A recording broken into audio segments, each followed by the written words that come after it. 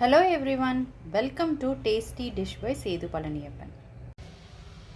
இந்த ரெசிபி செய்கிறதுக்கு ஒரு பவுலில் 1 டேபிள் ஸ்பூன் கடலை மாவு சேர்த்துக்கிறேன். இதில் அரை கப் தயிர் சேர்த்து மிக்ஸ் பண்ணிக்கிறேன். தயிர் சேர்த்ததுக்கப்புறம் இதை நல்லா மிக்ஸ் பண்ணிக்கலாம்.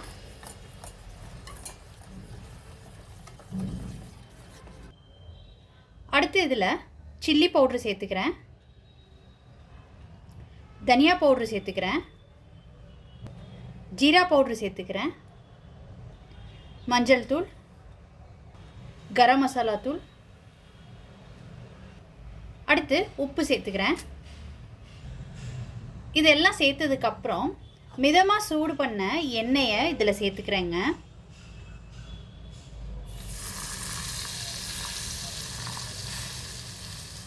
இது எல்லாத்தையும் நல்லா கலந்து விட்டுக்கலாம்.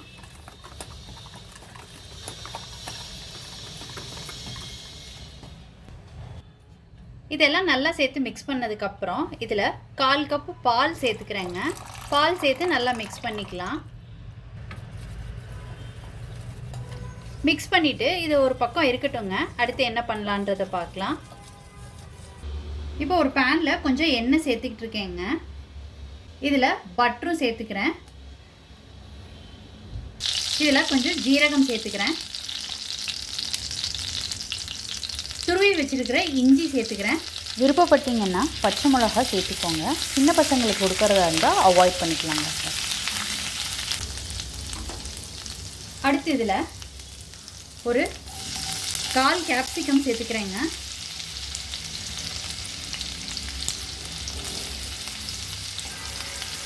இதை நல்லா வதக்கிக்கலாம்.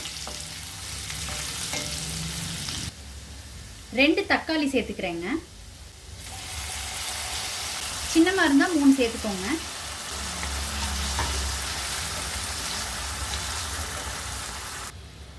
கேப்சிகமும் தக்காளியும் நல்லா குக் ஆகட்டும். ஒரு மூடி போட்டு நல்லா குக் பண்ணிக்கோங்க.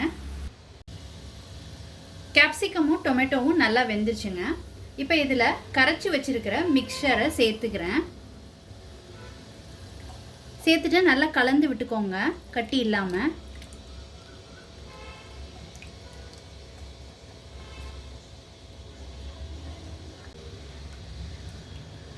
அடுப்பை மீடியமில் வச்சுக்கிட்டு ஒரு 2 நிமிஷம் நல்லா கலந்து விட்டுக்கோங்க, கட்டி வராமல்.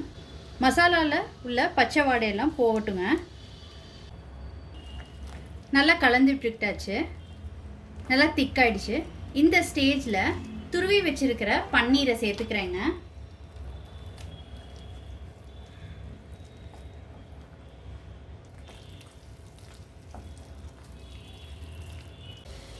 பன்னீர் சேர்த்ததுக்கப்புறம் 1 மினிட் நல்லா குக் ஆகிடுச்சு. இப்போ இதில் ஃப்ரெஷ் க்ரீம் சேர்த்துக்கிறேன்.